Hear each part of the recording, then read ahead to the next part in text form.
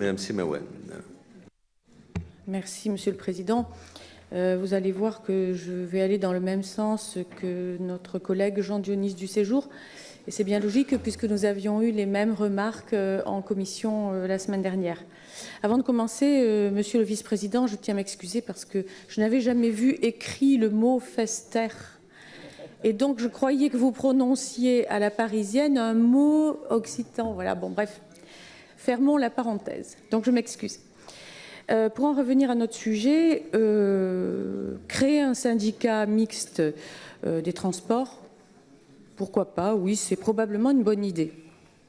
Aussi, nous prenons acte, on ne vote pas là, mais nous prenons acte de cette démarche qui commence par une étude, pour le moment, qui éclairera notre collectivité pour l'aider à déterminer les conditions techniques, financières, etc., les modalités de sa construction, de sa gouvernance et de ses statuts.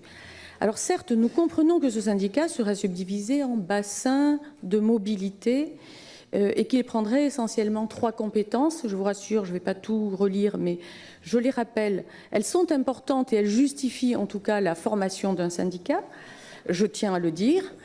La coordination des services de transport dans un but d'intermodalité, la mise en place d'un système d'information multimodal des usagers, la mise en place d'une tarification coordonnée et de titres de transport uniques ou unifiés. Franchement, c'est génial, quoi. Bon. Mais, il y a un mais.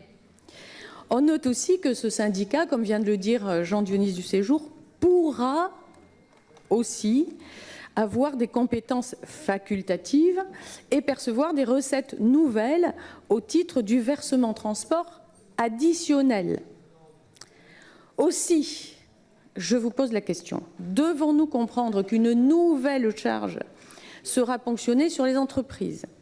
Et devons-nous craindre que la création de ce syndicat, c'est encore autre chose, générera de nouveaux coûts de fonctionnement qui viendront s'ajouter aux coûts déjà existants dans les collectivités en charge de la compétence transport, aujourd'hui, telle qu'elle est, ou bien allez-vous inscrire vous-même, Monsieur le Président, allez-vous inscrire vous-même sur la feuille de route de cette étude l'obligation de profiter de cette démarche pour réduire les coûts de fonctionnement globaux et même, qui sait, pour faire des économies tout en améliorant le service aux usagers.